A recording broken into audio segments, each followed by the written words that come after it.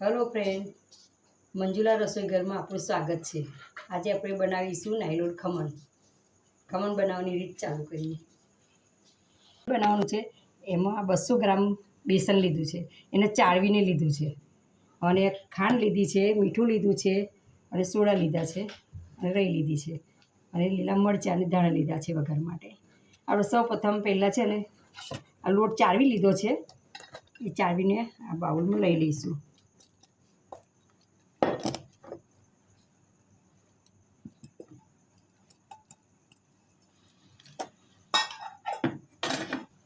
પછી આપણે આ પાણી લઈશું, એ પાણીની અંદર આપણે સોડા નાખી લીંબાના ફૂલ નાખીશું,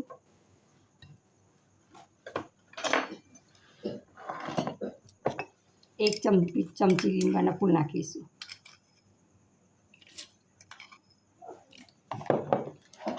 પછી એક ચમચી જેટલું મીઠું નાખીશું સ્વાદ મુજબ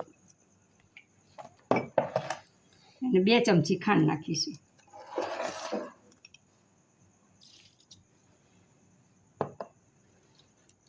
અને 2 ચમચી જેટલું તેલ નાખીશું અંદર।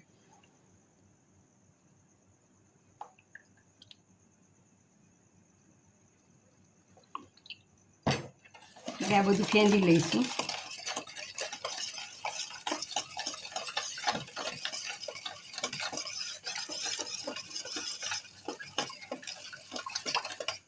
ખાંડ, લીંબાના ફૂલ અને મીઠું આ બધું નાખ્યું છે, એની અંદર હવે ધીરે ધીરે આપણે લોટ એમાં નાખીશું।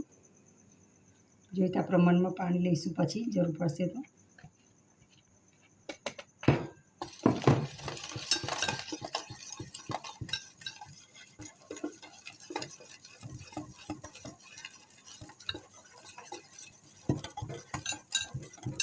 બહુ જાડું નહીં, બહુ પાતળું નહીં, એવું ખીરું બનાવવાનું છે।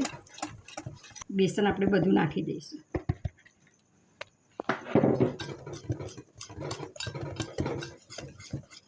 પાણી જોઈશે હજુ।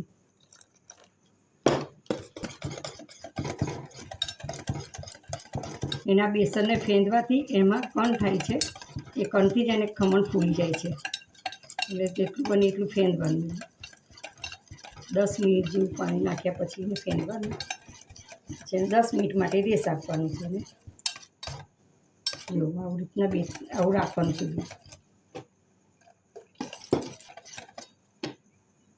એક આમથું પાણી નહીં નાખવાનું, વધારે પાતળું થઈ જાય તો બી ના મજા આવે અને થોડું જાડું પણ નહીં રાખવાનું।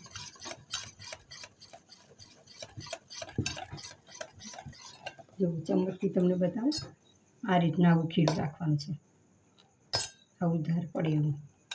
બસ હવે એને 10 મિનિટ આપણે ગેસ આપીશું, ત્યાં લગીને આપણે ગેસ સળગાવી અને ઢોકળિયું ગરમ કરવા મૂકીશું। જો 10 મિનિટ પછી આ ખીરું આવું ઠીક થઈ ગયું છે। હવે એના અંદર આપણે થોડી હિંગ નાખીશું, ચપટી હિંગ નાખીશું અને ખાવાના સોડા નાખીશું, 1 ચમચી ખાવાના સોડા નાખીશું।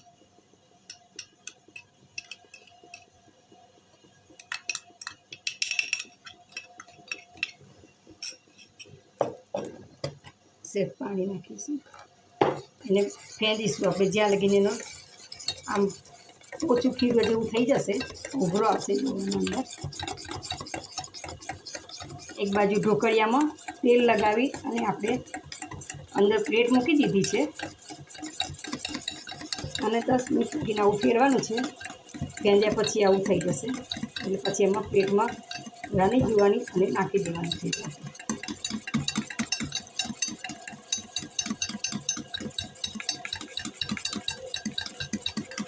આ પ્લેટમાં હવે પાણી ગરમ થઈ ગયું છે, એના અંદર આપણે હવે પ્લેટમાં તેલ લગાડેલું છે, એમાં આપણે ખીરું રેડી દઈશું।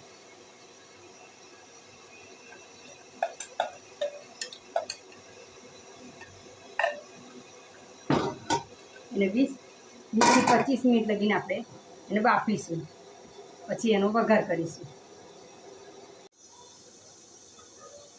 જો આ ખમણ હવે બફાઈ ગયા છે, આપણે એને હવે કાઢી લઈએ અને ગેસની ફ્લેમ બંધ કરી દઈશું।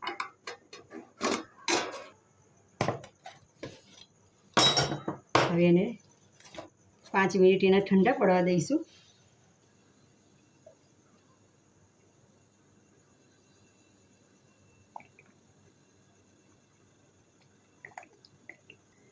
તેલ ગરમ થઈ ગયું છે, એમાં આપણે રાઈ નાખીશું થોડી.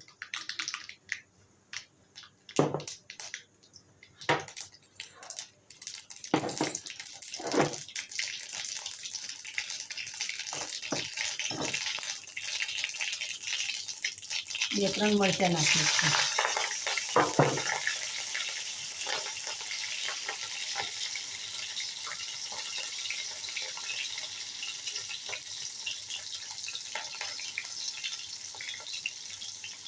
થોડુંક પાણી નાખીશું. પછી એના અંદર આપણે ખાંડ નાખીશું.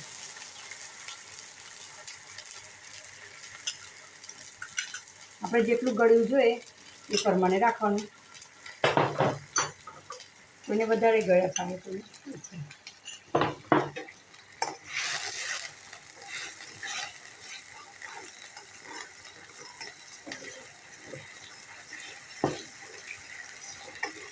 ખાંડ ઓગળી જાય ત્યારે બેવું કાઢવાનું છે.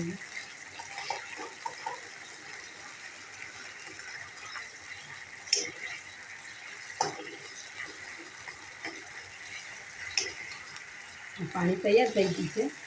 આપણે ખમણ કાપી દઈશું, એને સર્જી ગેસ બંધ કરી દઈશું.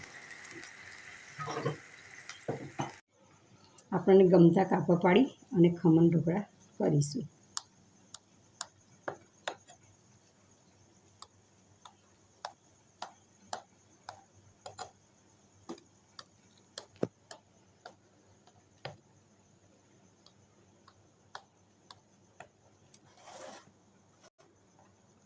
પીસ કાપી લીધા છે, આપણે એને હવે સર્વ કરીશું. ખાંડનું પાણી છે, તેલ છે, લીલા મરચાં છે અને ડ્રાય છે, એને આપણે સજાવીએ.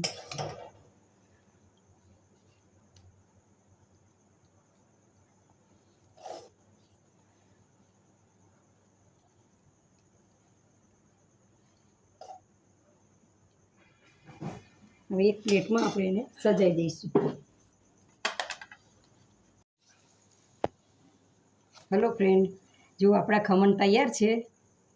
હવે આ ખમણ જુઓ, મસ્ત રૂ જેવા પોચા પોચા બન્યા છે. જુઓ, તમને બતાવું. તમે પણ ઘરે આવા ખમણ બનાવજો. મારી રેસીપી ગમે તો લાઈક કરજો.